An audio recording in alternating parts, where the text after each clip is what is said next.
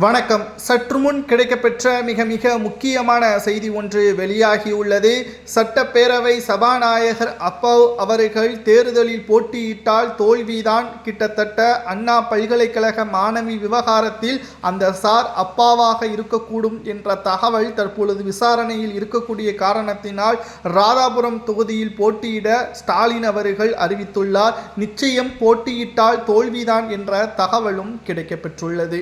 நண்பர்களே, நமது சேனலுக்கு ஒரு சப்ஸ்கிரைப் மற்றும் ஒரு லைக் மட்டும் இந்த வீடியோவிற்கு பண்ணிருங்க. அது மட்டுமல்ல, உங்களது தொகுதியில் திமுகவின் வேட்பாளரோ அல்லது திமுகவின் கூட்டணி கட்சியின் வேட்பாளரோ வெற்றி வாய்ப்பு இருக்கிறதா என்பதை மட்டும் கமெண்ட் வாயிலாக கூறுங்கள். ஏனென்றால் இந்த முறை கருத்து கணிப்பின் அடிப்படையில் திமுக படுதோல்வியை சந்திக்கும் என்ற கருத்து கணிப்புகள் வெளியாகியுள்ளது. அது உண்மையா என்பதை தெரிந்து கொள்வதற்குத்தான் மக்களிடம் நேரடியாக இந்த கேள்விகளை கேட்கக்கூடிய நிலைமைக்கு நாம் உள்ளாகியுள்ளோம். தற்பொழுது அப்பாவு அவர்கள் அண்ணா பல்கலைக்கழக மாணவி விவகாரத்தில் தற்பொழுது மிக முக்கியமான நபராக கருதப்படக்கூடிய காரணத்தினால் இந்த தேர்தலில் நிச்சயம் அவர் தோல்வியை தழுவ வேண்டும் என்று சமூக வலைதளங்களில் பதிவுகளையும் நம்மால் பார்க்க முடிகிறது.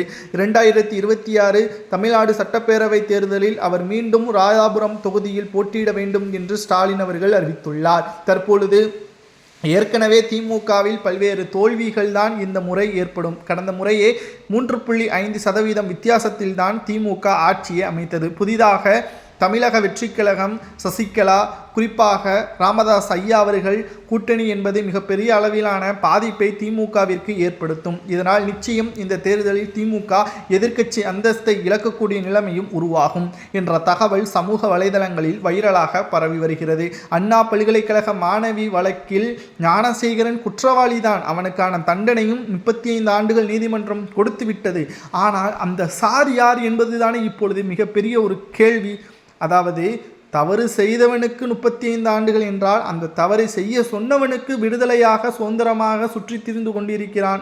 மேலும் அந்த ஞானசேகரனை போல அவனுக்கு எத்தனை கைக்கூலிகள் இருக்கக்கூடும். இதனால் அவனது தேவையை பூர்த்தி செய்து கொண்டுதான் இருப்பான். ஆகையால் உடனடியாக அந்த சார் யார் என்பதை விசாரணை மூலமாக உடனடியாக கொண்டு வர வேண்டும் என்ற அழுத்தம் சிபிஐ துறைக்கு கொடுக்கப்பட வேண்டும் என்றும் கூறப்படுகிறது.